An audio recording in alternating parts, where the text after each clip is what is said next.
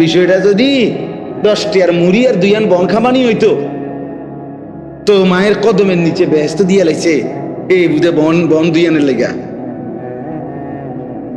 বুঝেন না আপনি কথাটা? বিষয়টা যে কঠিন,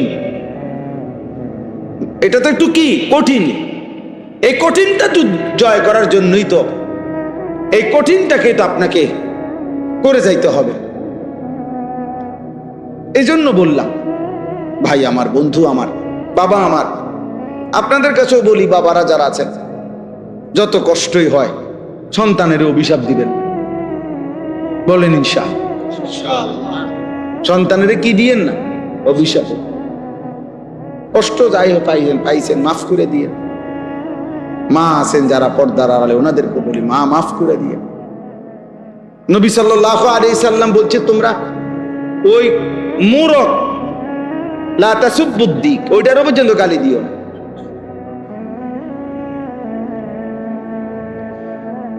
আল্লাহ আমাদের সন্তানদেরকে হেফাজত করেন। এই জন্য প্রিয় ভাই, বছরের পর বছর, দিনের পর দিন যাদের কপালে নামাজ জোটে না, সেজদা জোটে না, এটা তোমার উপরে অনেক বড় অভিশাপ। আল্লাহ নিশ্চিত তোমার উপরে বড়সড় কোনো লানত। না তো মুসলমানের ঘরে আমি দেখে প্রত্যেক দিনে কথা একবার হলেও বলি, আমার জীবনের সবচেয়ে আশ্চর্য, আমার কাছে ব্যক্তিগত, আমার জীবনে আমার কাছে সবচেয়ে বড় আশ্চর্য লাগে এই কথাটা। এইটা ভাবলে আমি বেশি অবাক হই যে 365 দিনে খোদার এক বছরে মুসলমানের ঘরে জন্ম নিয়া মুসলমান জানে সে মুসলমান, এরপরও কোনোদিন একটি বছরে একদিনও ফজরের নামাজ একদিনও পড়লো না। মুসলমানের বাচ্চা এত বড় জানোয়ার কেমনে হইল আমি এটা বুঝি না। আমি জীবনে বহু চিন্তা করে দেখছি, আরে মানুষ এত বড় জানোয়ার হয় কেমন? মুসলমানের ঘরে জন্ম নিয়ে এইটা এমন জানোয়ার কেমনে হইল যে 365 দিনের এক বছরে এই নাফরমানের একদিনও মনে পড়লো না। হায় হায় হায়, রীতিমতো এটা আমার কাছে মানে পৃথিবীর সপ্ত আশ্চর্যের চাইতে আশ্চর্য করল। এইটা কি? হায় হায়, এই তো এতবার ডাকেন রব তাকে। আল্লাহ নবী সাল্লাল্লাহু আলাইহি সাল্লাম এত হাদিস বলছে বাবা ফজরের নামাজের কথা। নবীজি বলছেন, লান ইয়ালিজান নারা আহাদুন সাল্লা ক্বাবলা তুলুইশ শামস ওয়া ক্বাবলা গুরুবিহা। আল্লাহ নবী বলেন, ফজরের নামাজ আর আসরের নামাজে যে পড়বে, খোদার কসম নবী বলেন, জাহান্নামের আগুন তাকে এক বিন্দু স্পর্শ করবে না। সুবহানাল্লাহ। লান নফি তাকিদ বলান, মৌলানা শব্দ তো বুঝলাম, অর্থ কি? স্পর্শ করবেই না। লান ইয়ালিজান নারা আহাদুন। নবীজি সাল্লাল্লাহু আলাইহি সাল্লাম উদাহরণ দিয়ে সাহাবাইদের একদিন বুঝাইছে, মজার উদাহরণ দিছে। নবীজি একদিন একটা উদাহরণ দিছে এমন সুন্দর, আপনারাও বুঝবেন। মনে করেন 100 কোটি মানুষ, আকাশে পূর্ণিমার চাঁদ উঠছে, উঠছে পূর্ণিমার চাঁদ। যদি এই পৃথিবীর 800 কোটি মানুষও একসাথে পূর্ণিমার চাঁদ দেখতে চায়, তাইলে একজনের দেখার কারণে, 1000 মানুষের দেখার কারণে অন্য কারো দেখতে কোনো অসুবিধা হবে? কোন ধাক্কাধাক্কি লাগবে? সুবহানাল্লাহ। পূর্ণিমার চাঁদ এটার আল্লাহ এমন সেটিং দিল যে 800 কোটি মানুষ যদি একসাথে যার যার জায়গার থেকে দেখে, কারো দেখতে কোনো কি হবে না, সমস্যা হবে না। লা তুদাম্মুনা ফি রুইয়াতি। নবীজি বলেন, ইন্নাকুম সাতারাউনা রাব্বাকুম কামা তারাউনা হাযাল কামার। আমার উম্মত কিয়ামতের দিন হাসরের ময়দানে আমার ইমানদার উম্মত আমার আল্লাহকে এভাবে দেখবে দুনিয়ার কোটি কোটি মানুষ পূর্ণিমার চাঁদকে যেভাবে দেখে। লা তুদাম্মুনা ফি রুইয়াতি। নবীজি বলেন, পূর্ণিমার চাঁদ দেখতে গিয়ে যেমন কারো সাথে কারো ধাক্কা লাগে না, কারো সাথে কারো কি ভিড় হয় না, কারো সাথে কারো বাধাগ্রস্ত হয় না দেখতে, এরকম সমস্ত কোটি কোটি ইমানদার উম্মত আমার আল্লাহকে দেখতে কোনো ভিড় হবে না, সবাই দেখবে মালিকের।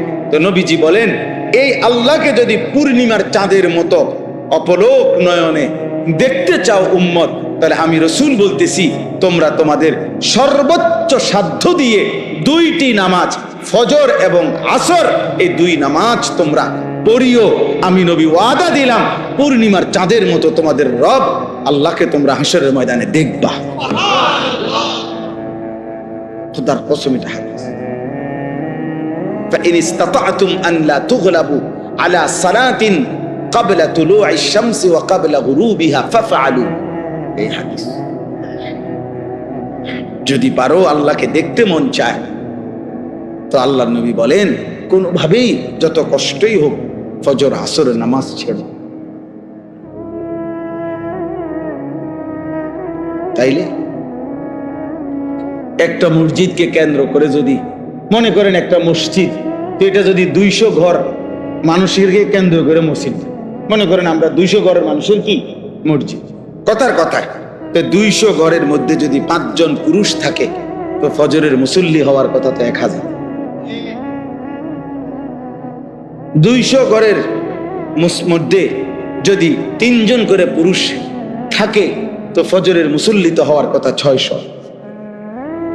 ফজরের মুসল্লি কই? ফজরের মুসল্লি কই আব্বা? যেখানে 600 জন মুসল্লি হওয়ার কথা, সেখানে 6 জন কই? সেখানে 10 জন কোথায়?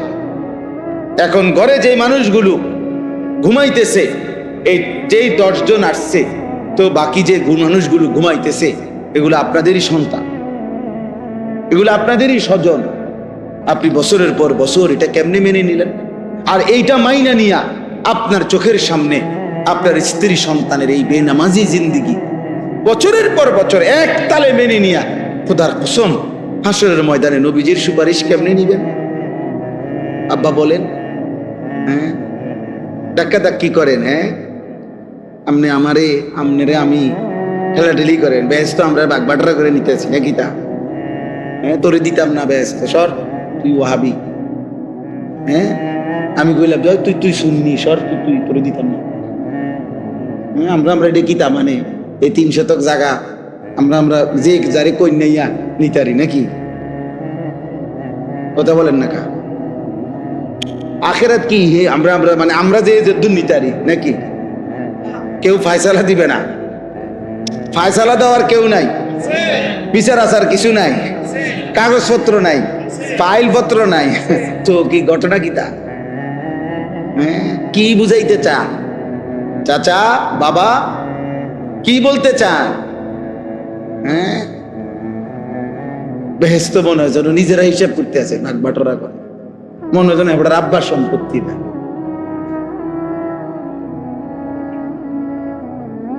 খামখেয়ালি করবেন না, একদম না, একদম না, খামখেয়ালি করবেন, দয়া করে খামখেয়ালি করেন, খামখেয়ালি করবেন। আপনারা প্রত্যেকেই আপনারা হিসাব রাখেন, আপনারা হিসাব করেন, দয়া করে আপনারা ভাবতে শিখেন, বুঝতে শিখেন, আপনারাই ভাবেন আপনি আল্লাহ নবী সাল্লাল্লাহু আলাইহি সাল্লামের সামনে কেমনে দাঁড়াইবেন। আল্লাহ নবী সাল্লাল্লাহু আলাইহি সাল্লাম হযরতে ফাতেমা রাদিয়াল্লাহু তাআলা আনহা, ফাতেমা রাদিয়াল্লাহু তাআলা আনহা জীবনে কয় ওয়াক্ত নামাজ কাজা করছে আপনি কি এটা কল্পনা করতে পারেন? ফাতেমা নামাজ ছেড়ে দিবে এটা আপনি ভাবতে পারেন?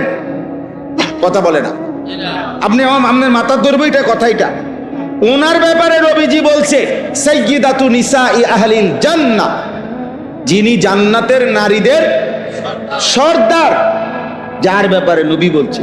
হাসান হুসাইনের মা যিনি, আলী রাদিয়াল্লাহু তাআলা আনহুর স্ত্রী যিনি, সরদারে দো আলম নবী সাল্লাল্লাহু আলাইহি সাল্লামের মেয়ে যিনি, খাদিজার কন্যা যিনি,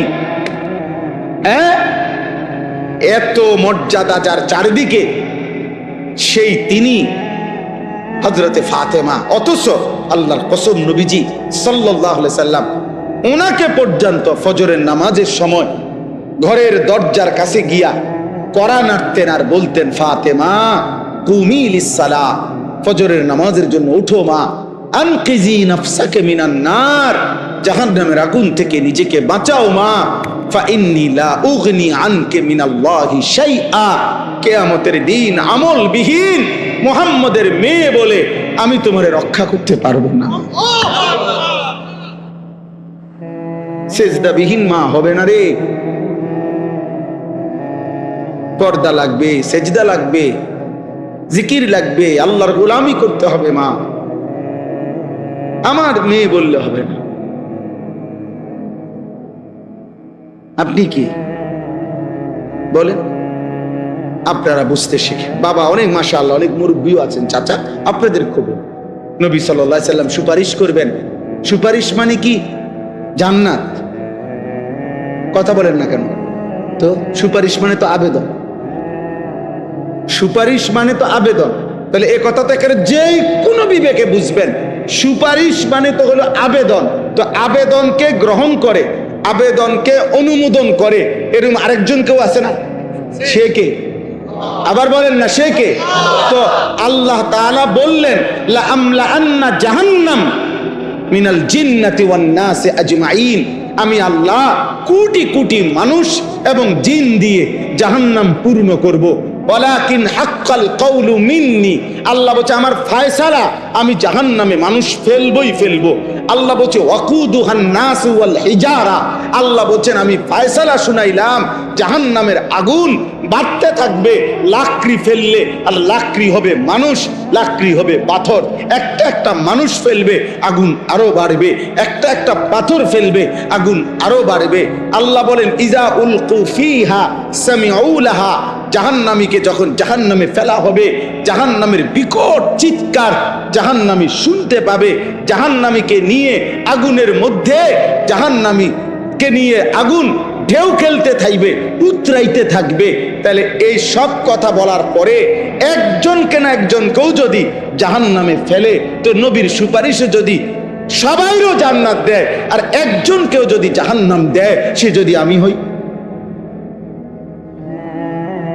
বাবা তো বাকি মানুষের জান্নাতে গেলে আমার কি লাভ? জিফুত নাই নাতি সব জান্নাতে গেলে আমার কি লাভ? তো আপনি বুঝি কইবেন যাক, তো মনে দুঃখ নাই, আমি জাহান্নামে গেছি কিন্তু আমার ফুত তো জান্নাতে গেছে।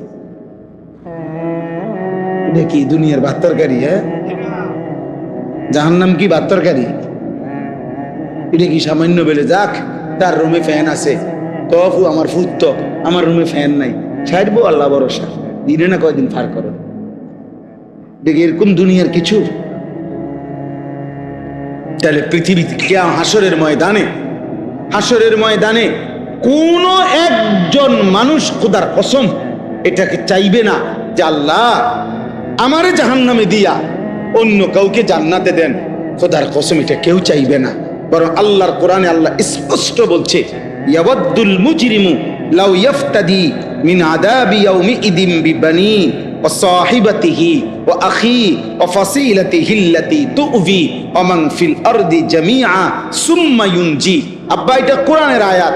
আল্লাহ বলে সেদিন জাহান্নামী নাফরমান হাসরের ময়দানে আল্লাহকে বলবে আল্লাহ আমার সমস্ত ভাই ছেলে মেয়েকে জাহান্নামে দিয়ে দেন, আমারে বাঁচায় দেন, আমার স্ত্রীকে জাহান্নামে দিয়ে দেন, আমারে বাঁচায় দেন, আমার ভাই বোনদেরকে জাহান্নামে দিয়ে দেন, আমারে বাঁচায় দেন, আমার মহল্লার সমস্ত মানুষকে জাহান্নামে দেন, আমারে বাঁচায় দেন।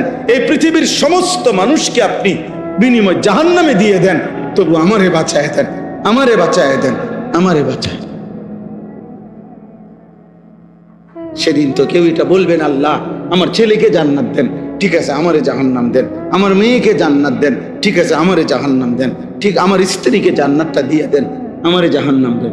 দুনিয়ায় আমরা বলি যাক জিফুতের লাগিয়া কইরা গেছি, নিজে খাইলাম না, দাইলাম না, নিজে সুখ করলাম না, যা তো ফুট তোরা ভালো থাকিস। এটা তো দুনিয়ায় বলা যায়, আখেরাতে বলা যাবে এটা? বলেন না আব্বা?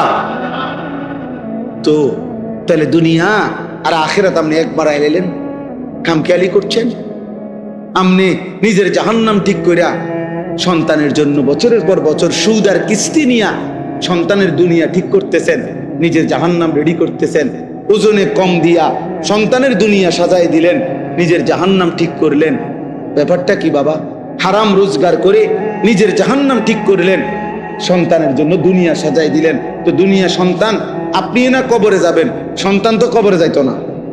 না না না, সে সামনে শুধু মরবেন, আর এরপরে মানুষ আর মরত না। না না, এ 2-1 বছর মধ্যে যে কয়জন মরে, এরপর আর মরত না,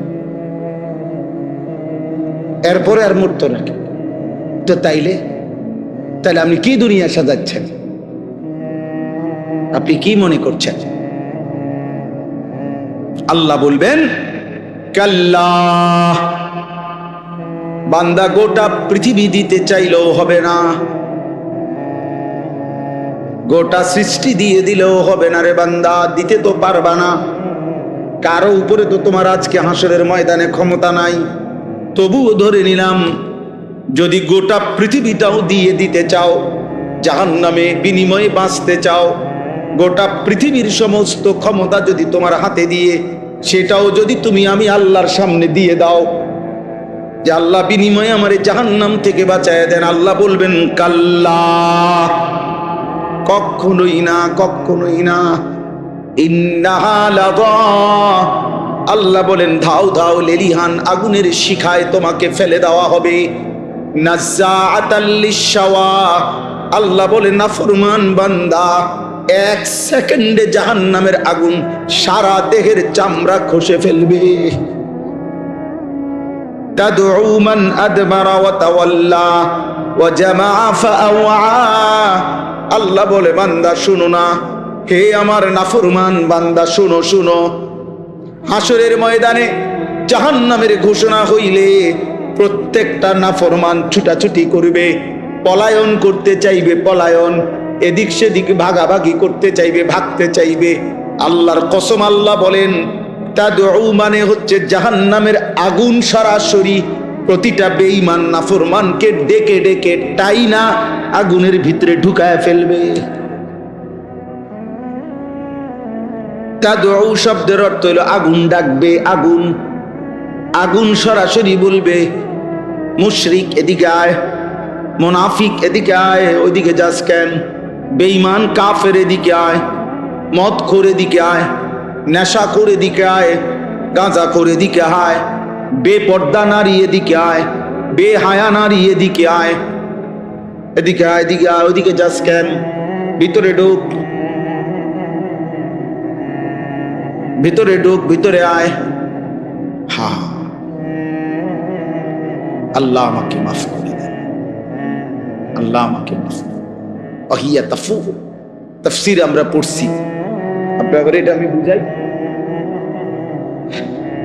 একটা পাতিলের মধ্যে মনে করেন আধা কেজি চাউল রান্না করা যাবে, এতটুকু পরিমাণে পাতিলটা, আধা কেজি চাইলের ভাত রান্নবো।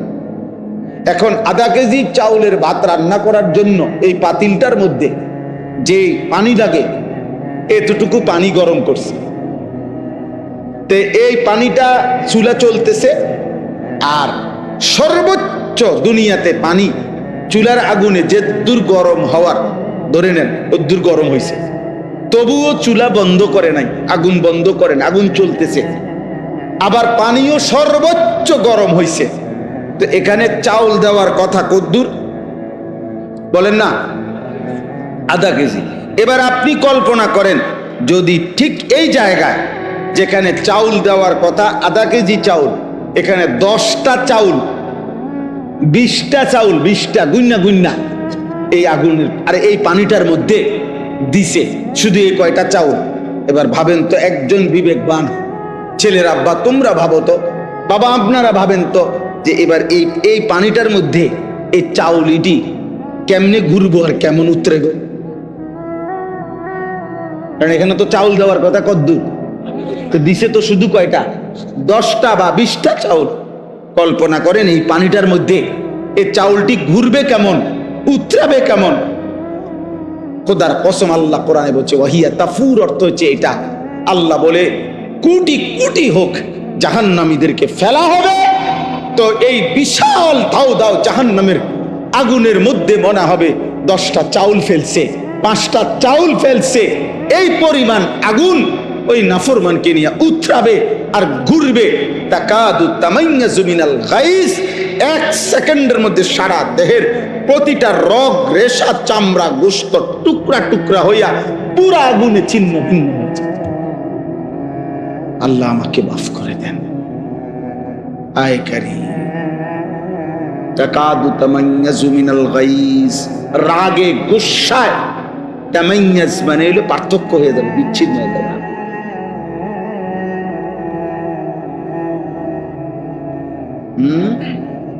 এই জন্য চাচা, বাবা, দাদা, ভাইয়া, মা, বোন, আল্লাহর দিকে ফেরেন। কার দিকে? দুনিয়া মিলাইয়া যায়েন না। দুনিয়া আপনার আগেও বহুত জনে মিলাইছে, থাকতে পারছে না, লাভ হয়েছে। আর আল্লাহ আল্লাহ কইরা বুড়া মিয়া, আর আল্লাহ আল্লাহ করে এই শেষ এই জিগা যদি বিয়া দিতে আর হুজুর কদ্দুর খাস দোয়া বলে, আর জীবনে কোনো কথা নাই, জীবনের শেষ এই শেষ। আর এই 4 নম্বর ফুলাগা যদি আল্লাহ আল্লাহ করে বিদেশ পাঠাই দিতে পারি, আল্লাহর রহমতে আর কোনো চিন্তা নেই। এবার আর কোনো টেনশন নেই, এবার মূল্যে আর কোনো অসুবিধা নেই। ও বললে সময় হারা 4 ফুটে বিদেশ থেকে টিয়া পড়েন, বুঝছেন না? এই জমিয়ান হুজুর কদ্দুর খাস করে আপনার কাছে দোয়া চাইলাম হুজুর, এই কদ্দুর জমি, এই 1 হাত জমি দিব কই আজ যা 30 বছর ঘুরাইতে আছে। আর যদি আল্লাহ আল্লাহ করে এই জমিয়ান দিয়ে দিত, বাড়িটা যদি কদ্দুর পরিবেশ করে দিয়ে যাইতাম, তো মরে গেলে আর না। কি দুঃখ কি, পরিবেশ হয়ে গেছে বাড়ি, আপনার দুঃখ কি? আপনার বাড়ির মাঝখান বরাবর কবর দিব, চারিদিকে বাউন্ডারি ওয়াল। আপনার তো আপনার ফুটাইতে আপনার ঘরের মাঝখানে কবর দিব নাকি? হ্যাঁ, যে রাত মরবেন ওই রাতে যদি সন্ধ্যায় মরেন, তো পরের দিন যদি ফজরের পরেও জানাজা হয়, ওই একটা রাত তো আপনার ঘরের ভিতরে রাখতো না বেটা। ওই নাফরমান সন্তানের জন্য যারা হারাম খাইলেন, ভুল করলেন, ভুল সুদ খাইলেন, ভুল করলেন, কিস্তি নিলেন, ভুল করলেন, নর্তকী দেখার জন্য যারা ঘরে টেলিভিশন রাখলেন, এই মুসলমান ভুল করলা, ভুল করলা, ভুল করলা। তুমি আহাম্মক, তোমার জিফু তো আহাম্মক, তোমার গোটা ফ্যামিলি আহাম্মক। তুমি পরিবার মিল্লা, ঐক্যবদ্ধ ভাবে সবাই মিল্লা আগুনের ব্যবস্থা করলা। হ্যাঁ, শেষ কথা।